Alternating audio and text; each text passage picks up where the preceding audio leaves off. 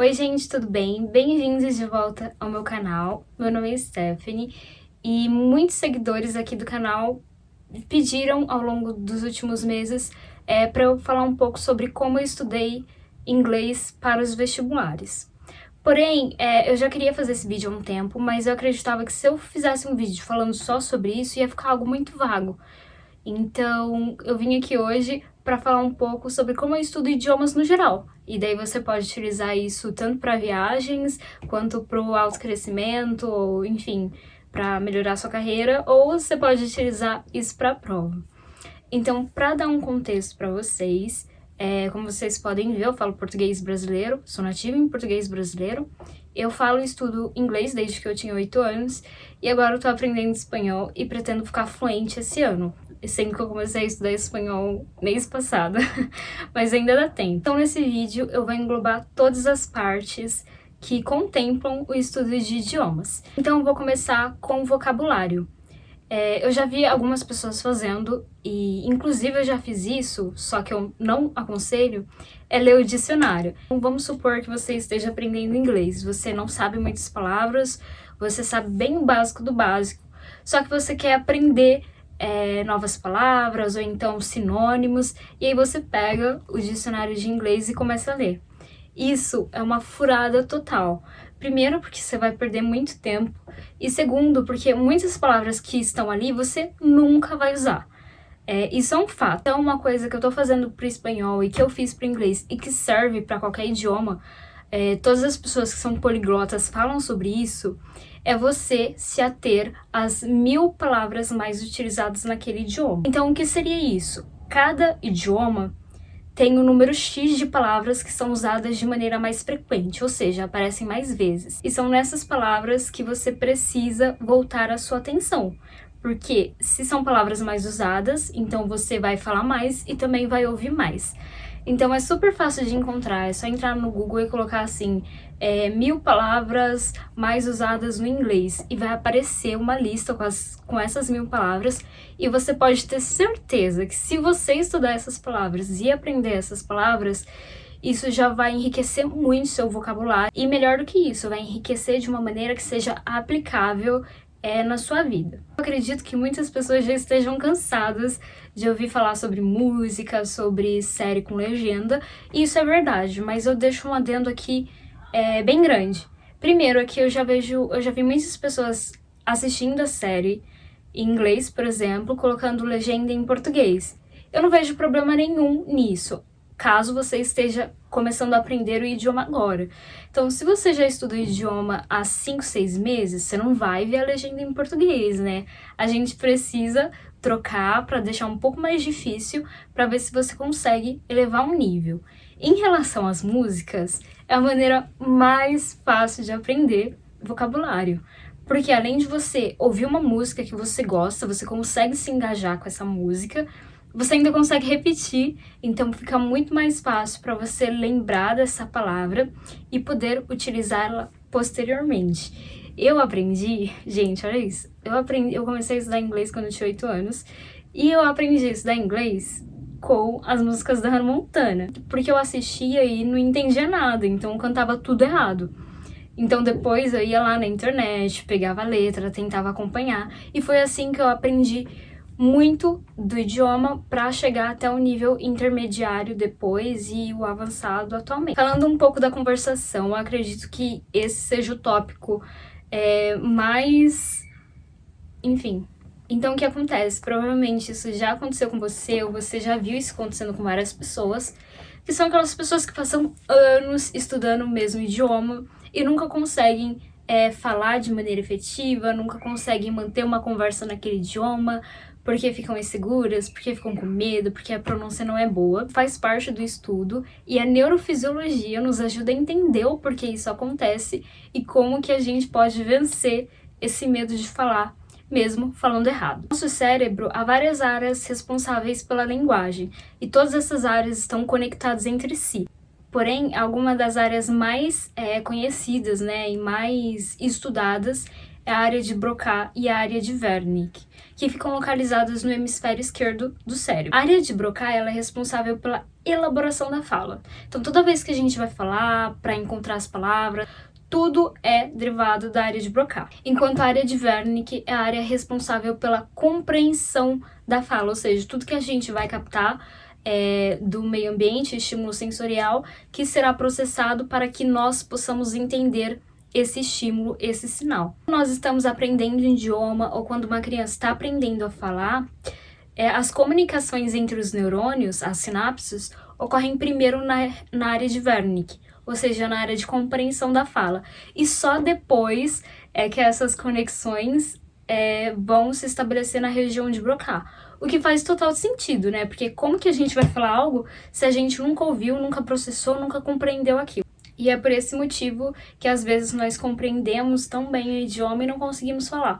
Porque essas sinapses, essas conexões neurais, né, estão bastante estabelecidas na área de Wernicke, na área de compreensão, mas não estão tão estabelecidas na área de Broca. Por quê? Porque eu não estou estimulando a formação dessas comunicações entre os neurônios. Eu não estou falando. A partir do momento que eu vou falar, que eu vou ter uma conversa, mesmo falando errado, eu vou começar a estabelecer essas comunicações, essas sinapses, e daí sim eu vou conseguir adquirir uma habilidade maior naquele idioma. Quando nós vamos falar e erramos, ficamos com vergonha. Mas eu tô conseguindo expressar. Se eu tô conseguindo expressar o meu ponto de vista, se eu tô conseguindo expressar o que eu quero, então a linguagem já atingiu a sua função, que é comunicar. Você pode ficar com vergonha ou com medo de falar com um conhecido, ou você não tem ninguém que fale aquele idioma que você quer praticar, e é nesse momento que o iTalk pode te ajudar. O iTalk é uma plataforma online de ensino de idiomas que tem como objetivo justamente aproximar você da pessoa que ensina esse idioma que você tem interesse em aprender. O legal é que eles não englobam apenas aqueles idiomas ocidentais que nós estamos mais acostumados, inglês, francês. Eles englobam mais de 150 idiomas em seus diferentes dialetos. Como é uma plataforma online, você pode estudar de qualquer lugar, e é completamente flexível, você que decide o horário, o dia e a duração da aula. Sem contar que o método de ensino é totalmente tailor-made, ou seja, ele é feito sob medida, de acordo com as suas necessidades e com seus objetivos no idioma. Então, pensando nisso, eu vou deixar aqui na descrição um link para você se inscrever no iTalk, e colocando $20 na sua carteira, você recebe $10 a mais para gastar da maneira como você quiser na plataforma.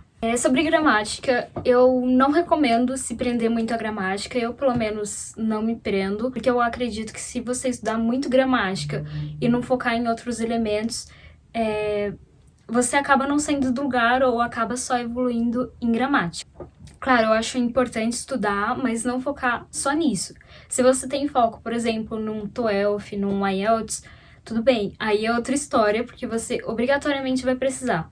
Agora, se você está querendo aprender para fins comerciais, ou se você está querendo aprender para uma viagem, talvez não seja interessante se apegar a isso, apenas no sentido de entender a estruturação das frases, o tempo verbal. Para inglês, eu gostava muito desse livro, que é English Grammar in Use, e esse livro é bem interessante porque, assim, ele tem uma parte de gramática, que é uma parte teórica, e daí na página seguinte já é exercício. No fim do livro tem uma parte de verbos e o gabarito. É um livro só, não eram muitos livros, então eu conseguia ver toda a parte de gramática de inglês aqui, tudo que eu precisava, desde o mais básico ao mais avançado está aqui. Então bora pro próximo tópico. Falando um pouco sobre o listening, que a gente chama, ou a imitação, é muito importante você treinar o seu ouvido para aquele idioma. Algo que eu gosto muito de ouvir e que fez evoluir muito o meu nível em inglês foi ouvir podcasts. Existem vários hoje em dia. E também ouvir rádios locais. Ouvia bastante alguns rádios dos Estados Unidos, às vezes eu colocava de Londres, porque eu gostava do sotaque. E sempre repetir o que eu ouço, eu sempre repito o que eu ouço.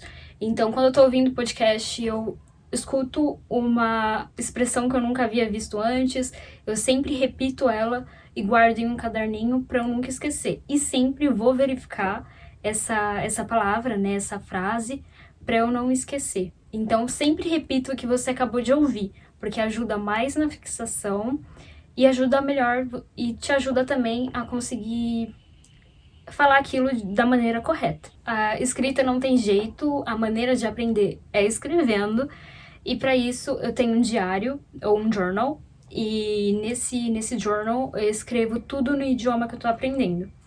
Com espanhol para mim tá sendo um pouco mais difícil, mas com inglês é mais prático, então você pode escrever nesse idioma que você está aprendendo, porque você consegue ver a aplicação. Você está falando sobre o seu dia, sobre o que você está sentindo, ou sobre como foi tal coisa, e só que você está expressando isso em outro idioma. Para espanhol, eu não sei como fazer a correção ainda, mas eu sei que para inglês eu utilizava muito o Grammarly, que naquela época era gratuito, eu não sei agora, mas eu pegava todo esse texto que eu fiz no meu journal e corrigia pelo Grammarly. Então eu conseguia ver os erros de pontuação, enfim, esse tipo de coisa. Leitura.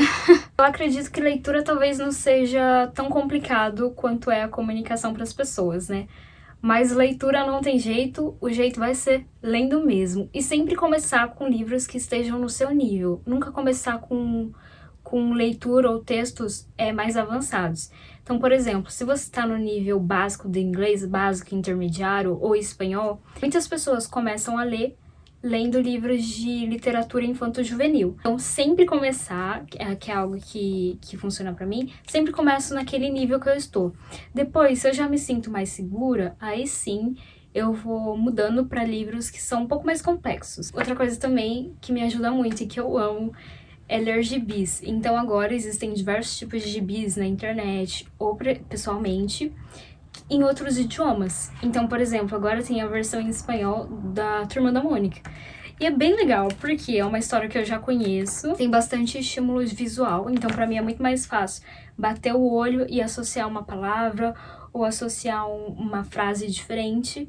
E os diálogos são curtos, então se você estiver começando, eu sempre indico começar com livros infantis. Não tenho por que ter vergonha, né? Se sentir, sei lá, humilhado pra trás, porque você tá lendo livros infantis, porque é assim que todo mundo começa, né? Crianças também começam lendo livros infantis. Gosto muito de ler jornais naquele idioma, então quando eu estudava inglês, eu lia bastante o The Guardian e The New York Times, só que agora no espanhol eu gosto bastante do El Mundo e La Razón.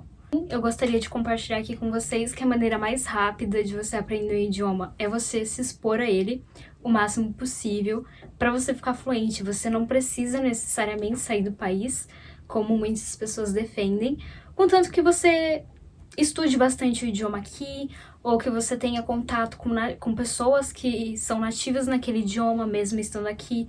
A internet está aí para ajudar a gente, né? Para ajudar na nossa evolução também. Então, eu consigo conversar com diversos nativos, é muito fácil. Pelo iTalk também, eu já fiz várias aulas.